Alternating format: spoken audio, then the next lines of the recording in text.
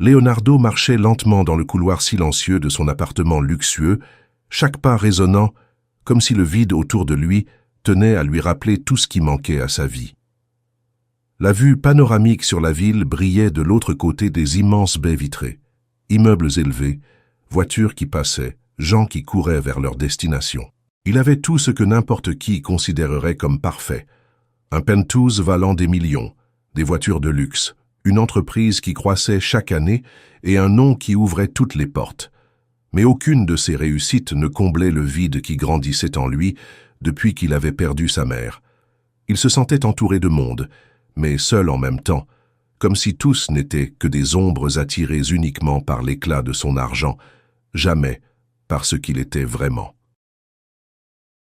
L'horloge marquait presque minuit lorsqu'il s'assit au bord du lit, incapable de trouver le sommeil. Il attrapa son téléphone et fit défiler les messages de femmes qui semblaient désespérées de le rencontrer, chacune avec des compliments répétés, des promesses vides et un intérêt excessif pour ce qu'il pouvait leur offrir. Il jeta l'appareil de côté avec un soupir las. Il avait besoin de respirer un autre air.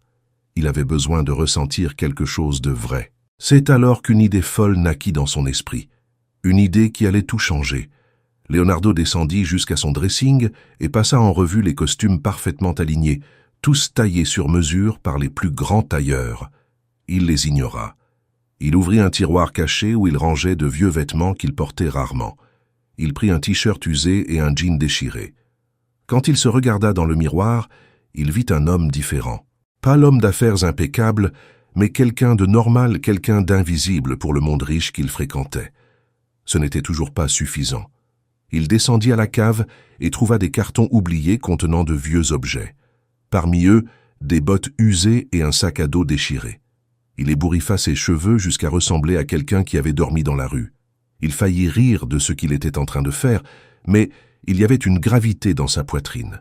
Peut-être était-ce la seule façon de retrouver ce qu'il avait perdu, la vérité sur les gens. Il quitta l'immeuble en silence, ignorant le concierge effaré par son allure inhabituelle. Il héla un taxi et demanda à être déposé loin de tout endroit où on pourrait le reconnaître. Il choisit un quartier simple, où l'animation commençait dès les premières heures du matin. L'aube avançait lorsqu'il trouva un endroit stratégique devant un centre commercial. À partir de là, il verrait le monde comme quelqu'un qui n'avait rien. Le sol était froid, l'odeur de fumée et de pollution l'enveloppait. À chaque voiture qui passait, l'air bougeait, apportant du bruit et de l'indifférence. Il s'assit et posa près de lui une petite pancarte improvisée. Toute aide est la bienvenue. Les premières heures furent un choc. Certaines personnes trébuchèrent presque sur lui, mais détournèrent le regard comme s'il était quelque chose de répugnant. Une femme le dévisagea de haut en bas et traversa la rue. Des hommes en costume serraient fermement leurs mallettes pour ne pas le toucher. Le soleil se levait déjà quand Leonardo commença à se demander si cette folie avait le moindre sens. Le monde le voyait comme invisible, indigne, et cela faisait mal car il comprenait enfin ce que tant de gens vivaient tous les jours.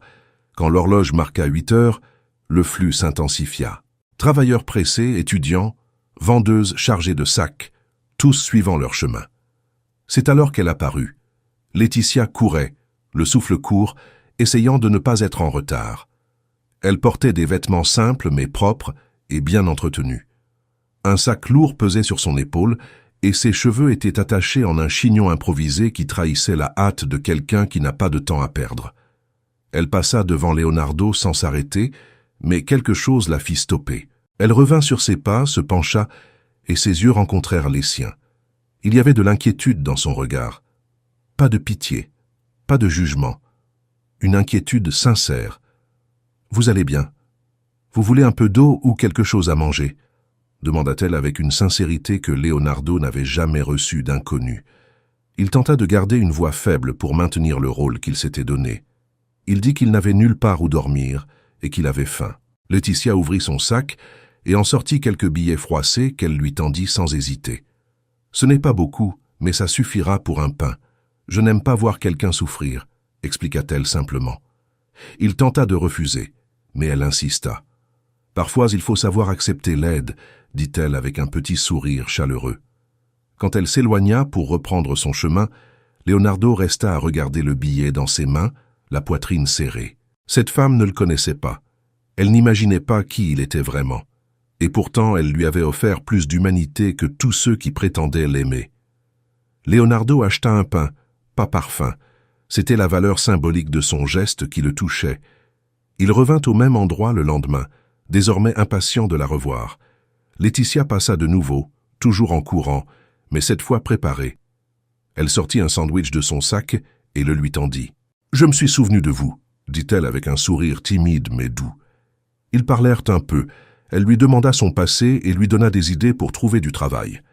Leonardo parla de sa mère malade, de dettes, un mélange de vérité et d'invention.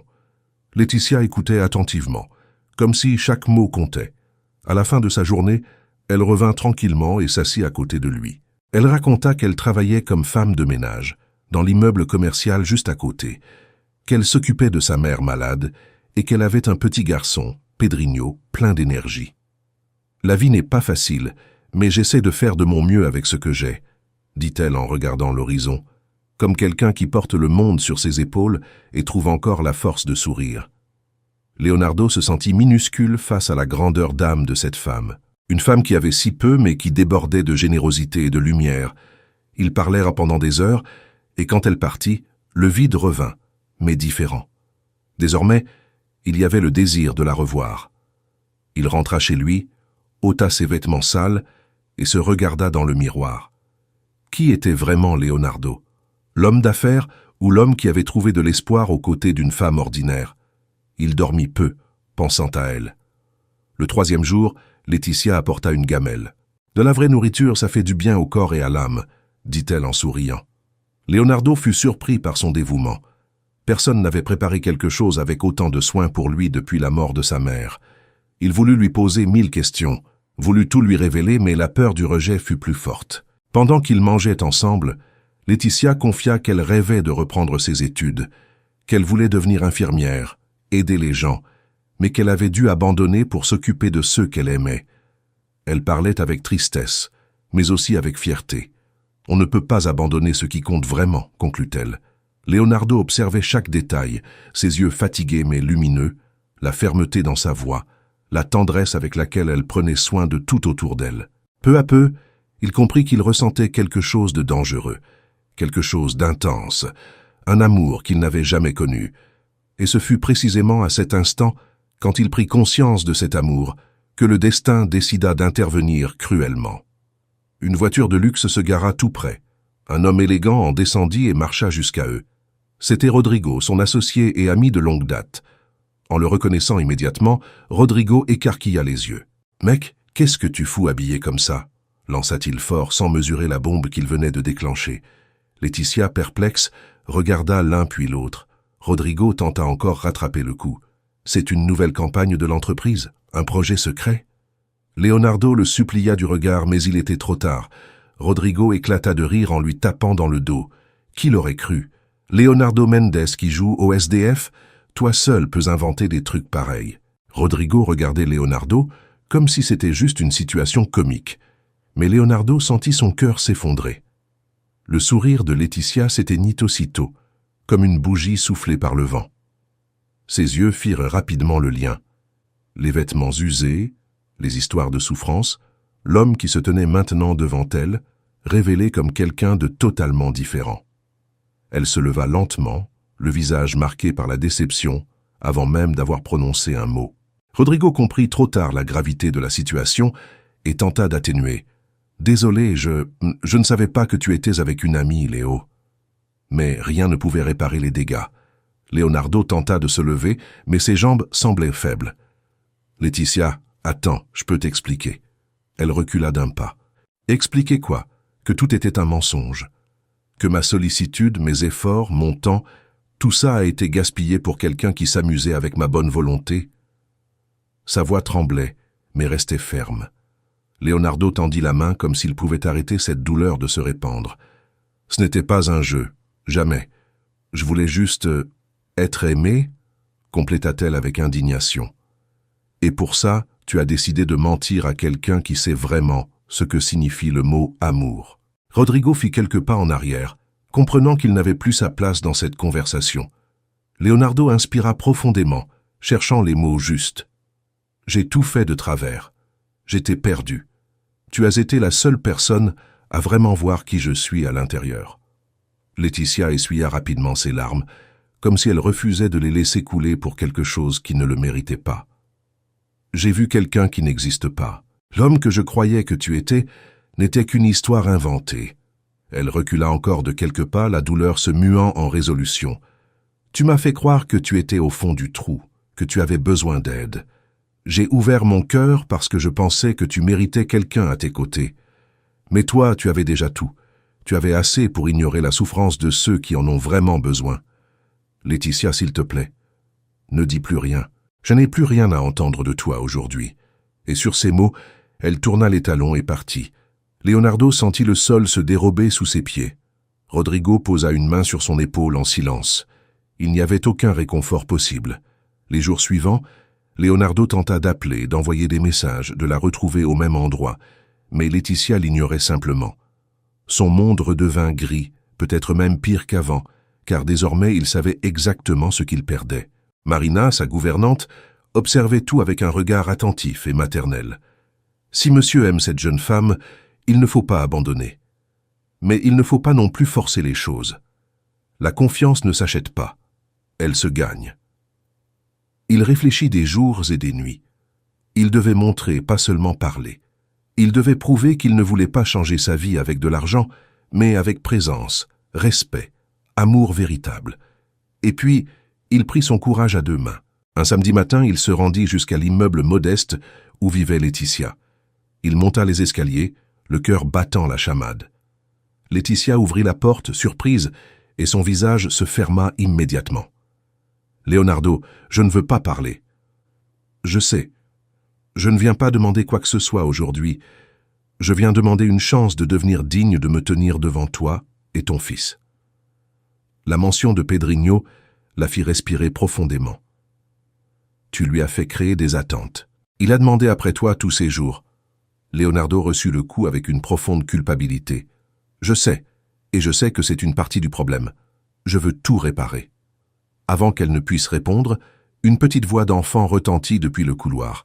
« Maman, c'est tonton Leonardo. » Le garçon courut dans le salon et enlaça la jambe de Leonardo sans hésiter. Ce geste toucha Laetitia en plein cœur. Elle vit là quelque chose qu'elle ne pouvait ignorer. Pedrinho s'était attaché.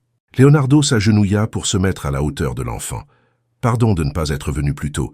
J'essayais de devenir quelqu'un de mieux. » Laetitia croisa les bras toujours fermés. « Qu'est-ce que tu veux, Leonardo ?» Il se releva, la regarda avec la plus grande sincérité qu'il ait jamais ressentie. « Je veux faire partie de votre vie, de la vie de vous trois. Mais si ça n'arrive pas, ça ira aussi.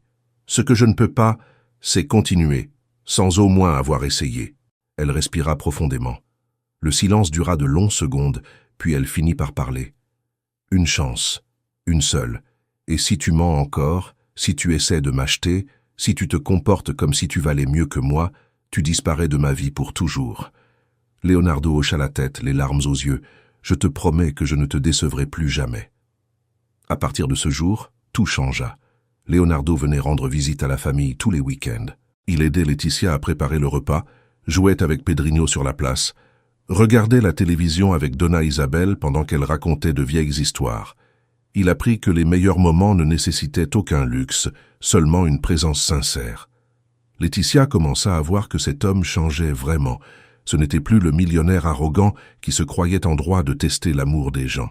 C'était un homme amoureux, attentif, présent, dévoué. Avec le temps, Laetitia laissa son cœur se détendre. Elle riait plus, faisait davantage confiance, commençait à croire que peut-être le destin avait placé Leonardo sur son chemin pour une raison plus grande. 3 mois plus tard, Leonardo demanda la permission à Donna Isabel de faire quelque chose de spécial. Elle posa la main sur son épaule avec un sourire chaleureux. « Si tu vas faire ce que je pense, fais-le avec amour. C'est tout ce que ma fille mérite. » Leonardo promit que ce serait ainsi. Le dimanche suivant, il invita Laetitia et Pedrinho à un pique-nique dans le parc où ils passaient toujours de bons moments. Quand ils arrivèrent, ils découvrirent l'endroit décoré de fleurs simples et de ballons colorés. Pedrinho courut, émerveillé, tandis que Laetitia regardait autour d'elle, surprise. « Qu'est-ce que c'est que tout ça ?» Avant qu'elle ne finisse sa phrase, Leonardo mit un genou à terre. Laetitia porta la main à sa bouche, surprise et émue. Pedrinho accourut et se tint à côté de lui, fier et souriant. Leonardo inspira profondément et parla avec tout son cœur. « Laetitia Santos, tu m'as appris ce que signifie aimer sans rien demander en retour. Tu m'as montré que le bonheur réside dans les étreintes sincères, les rires simples et l'affection véritable. Je veux passer tous les jours de ma vie à prendre soin de toi, à élever Pedrinho avec toi, à apprendre de vous ce qui compte vraiment. Acceptes-tu de m'épouser » Laetitia pleura et rit en même temps, tandis que Pedrinho criait « Dis oui, maman, dis oui !» La voix tremblante, elle donna la seule réponse possible. « Oui, Leonardo, oui. » Il passa au doigt de Laetitia une bague toute simple et la serra dans ses bras tandis que les larmes coulaient, pleines de soulagement et de pureté. Pedrinho se joignit à l'étreinte et tous trois devinrent une famille à cet instant précis. Quelques mois plus tard, ils se marièrent lors d'une cérémonie toute simple, entourés uniquement de ceux qui comptaient vraiment. Laetitia reprit ses études d'infirmière avec l'encouragement de Leonardo et Donna Isabel reçut enfin les soins dignes grâce à l'attention de la nouvelle famille. Leonardo n'eut plus jamais besoin de se déguiser pour chercher l'amour véritable, car il avait enfin compris, l'amour ne se demande pas, il se construit. Et la plus grande richesse qu'il ait trouvée était simple, humble et sincère, être aimé exactement pour ce qu'il était.